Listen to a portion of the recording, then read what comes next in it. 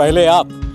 अरे जनाब पहले आप। अमा मियाँ पहले आप में कितनों की ट्रेनें छूट चुकी हैं। नमस्कार, आदाब, आप सभी का स्वागत है लोक संस्कृति शोध संस्थान के इस कार्यक्रम वाह नवाब वाह के पहले एपिसोड में। दोस्तों, अगर आप पहले आप या फिर क्या नवाबी ठाठ हैं आपके आजकल, या फिर क्या नवाबी शौक रखते हैं आप, अगर ऐसे जुमले आपको सुनने को मिलते हैं तो मुस्कुराइए जनाब, आप लखनऊ में हैं।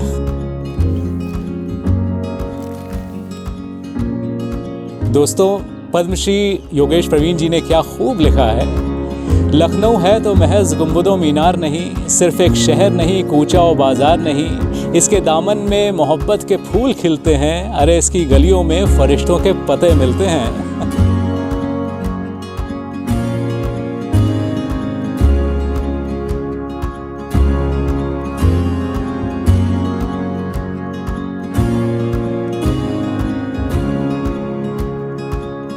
दर्शकों, इस कार्यक्रम को बनाने का हमारा यही उद्देश्य है कि हम आपका मनोरंजन कर सकें।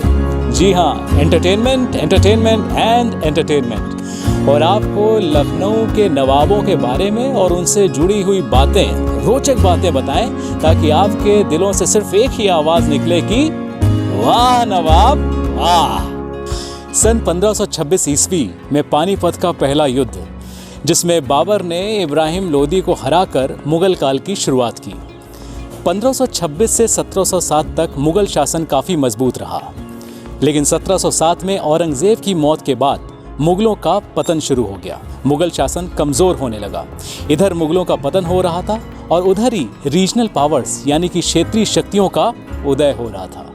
और इन्हीं सब क्षेत्रों में एक क्षेत्र था अवध। अवध चूँकि बड़ा क्षेत्र था, इसलिए बड़े क्षेत्र में मुगल शासन व्यवस्था को मजबूत करने के उद्देश्य से मुगल सम्राट मोहम्मद शाह रंगीला ने सादत खान को यहाँ का सूबेदार नियुक्त किया, जो कि अवध के पहले नवाब कहलाए।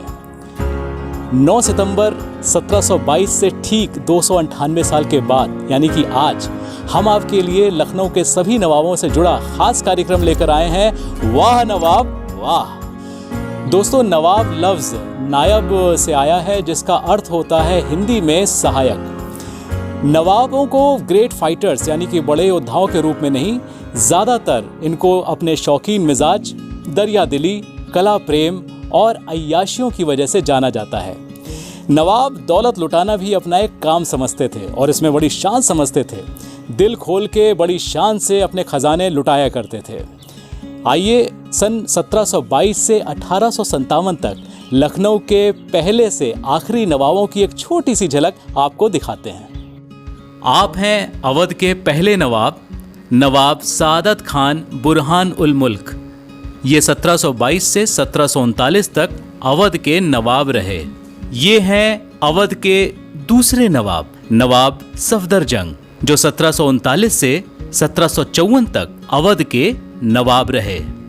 अवध के तीसरे नवाब के रूप में उभर कर आए नवाब शुजाउद्दौला, जिन्होंने 1754 से 1775 तक अवध की गद्दी संभाली। ये हैं अवध के चौथे नवाब, नवाब आसफुद्दौला, जिन्होंने 1775 से 1797 तक अवध का कार्यभार संभाला। अवध के पांचवें नवाब के रूप में नवाब वजीर अली खान ने 1797 से 1798 तक अवध की बागडोर संभाली। ये हैं नवाब सादत अली खान, जिन्होंने सन 1798 से 1814 तक अवध का राज संभाला। इनके नाम और अवध के पहले नवाब के नाम को लेकर अक्सर कंफ्यूजन हो जाता है। तो अवध के पहले नवाब सादत खान बुरहान उल मुल्क थे और छठवें नवाब नवाब सादत अली खान हुए। सातवें नवाब के रूप में गाजीउद्दीन हैदर ने सन 1814 में गद्दी संभाली। अंग्रेजों के प्रभुत्व और मुगलों के कमजोर होने के चलते अवध दिल्ली का सूबा न होकर स्वतंत्र राज्य बना और गाजीउद्दीन हैदर ने प्रथम बादशाह के रूप में सन 1827 तक अवध पे राज किया।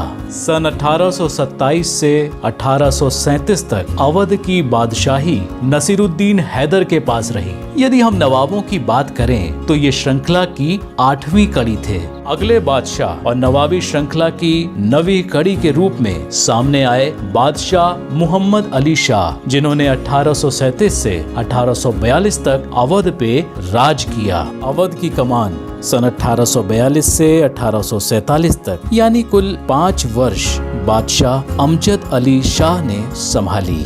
अब इनके बारे में तो आपने सुना ही होगा। ये हैं बादशाह वाजिद अली शाह, लेकिन इन्हें लोग नवाब वाजिद अली शाह के रूप में ज्यादा जानते हैं। आप इन्हें जाने आलम भी कह सकते हैं, क्योंकि लोग इन्हें इस नाम से भी पुकारते थे। इन्होंने 1847 से 1856 तक अवध की राजगद्दी संभाली। दोस्तों, हम अपने आगे आने वाले एपिसोड्स में इन सभी नवाबों के बारे में एक से बढ़कर एक दिलचस्प बातें आपको बताएंगे। अवध के पहले नवाब सादत खान बरहानुल मुल्क कहाँ से आए थे? मुगल सम्राट मोहम्मद शाह रंगीला ने उनमें क्या खूबियाँ देखी कि उन्हें अवध का नवाब बनाया?